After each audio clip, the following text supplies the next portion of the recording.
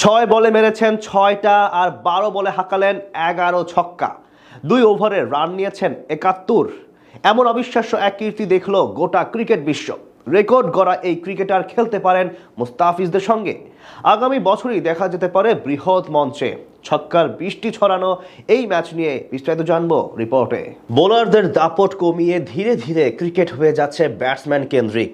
এখন হরহামেশাই শোনা যাচ্ছে ব্যাটারদের দ্বারা নতুন নতুন রেকর্ডের জন্ম হতে। তার ধারাবাহিকতায় এবার ক্রিকেট বিশ্ব দেখলো অদ্ভুত এক কাণ্ড। এক ওভারে তো ৬ ছক্কা মেরেছেনই, সাথে শেষ ১২ বলে হাঁকিয়েছেন ১১টি ছক্কা, যেমনটা ক্রিকেট বিশ্বে আগে কখনোই দেখা মেলেনি। ২২ গজে এখন কে কার চেয়ে বেশি দ্রুত গতির ইনিংস খেলতে পারে তা নিয়ে চলে কম্পিটিশন, বিশেষ করে টি-20 ফরম্যাটে, যেটা দেখা যায় আরো বেশি। সেখান থেকে এবার জন্ম নিল এই অদ্ভুত রেকর্ডের। ঘটনাটি ঘটেছে ভারতের ঘরোয়া টুর্নামেন্ট কেরালা ক্রিকেট লিগে কালিকট বনাম ত্রিবান্দ্রমের মধ্যকার ম্যাচে, যেটা করেছেন কালিকটের হয়ে খেলা সালমান নিঝার নামক এক ব্যাটসম্যান। এদিন প্রথমে ব্যাট করতে নেমে শুরু থেকেই চাপে ছিল কালিকট। ১৮ ওভার শেষে তাদের রান ছিল ৬ উইকেটে ১১৫। সেই সময় দেখে মনে হচ্ছিল ১২৫ থেকে ১৩০ রানের মধ্যে শেষ হবে তাদের ইনিংস, কিন্তু পরের ২ ওভারে ছবিটা বদলে দেন সালমান। বাহাতি এই ব্যাটার ১৯তম ওভারের প্রথম ৫ বলে মারেন ৫টি বিশাল ছক্কা। এ সময় বল করছিলেন বাসিল থাম্পি। ভারতীয় ক্রিকেটে পরিচিত নাম বাসিল।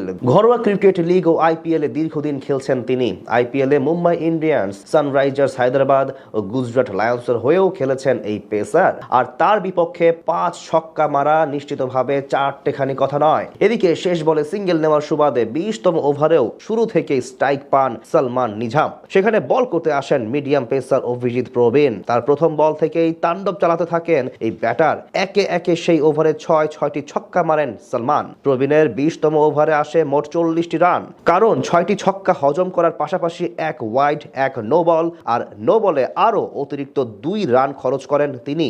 অর্থাৎ শেষ ১২টি বৈধ ডেলিভারিতে মোট ১১টি ছক্কা হাঁকান সালমান। নিজের খেলা প্রথম ১৩ বলে ১৭ রান করার পরের ১৩ বল থেকে তিনি নেন ৬৯ রান। সব মিলিয়ে গ্রিনফিল্ড আন্তর্জাতিক স্টেডিয়ামে সালমান কাল আদানি ত্রিবান্দ্রম রয়্যালসের বিপক্ষে করেছেন ২৬ বলে ৮৬ রান, যেখানে স্ট্রাইক রেট ছিল ৩৩.৭৬। এদিকে শেষ ২ ওভারে তার দল তোলে ৭১ রান। চলতি বছরের শুরুর দিকে ৫ বারের IPL champion Chennai Super Kings সালমানকে মাঝ মৌসুমে ট্রায়ালে ডেকেছিল, তবে সেটি কাজে লাগাতে পারেননি তিনি। ফলে চেন্নাই দলে নেয় উর্বিল প্যাটেলকে। এবার ১২ বলে ১১ ছক্কার পর সালমানের দিকে নতুন করে নিশ্চয়ই নজর দেবে অন্য ফ্র্যাঞ্চাইজিগুলো। এতে করে তাকে হয়তো মুস্তাফিজের দিল্লি ক্যাপিটালসেও দেখা যেতে পারে, অথবা অন্য কোনো দলেও সুযোগ পেতে পারেন ২৮ বছর বয়সী সালমান নিঝার।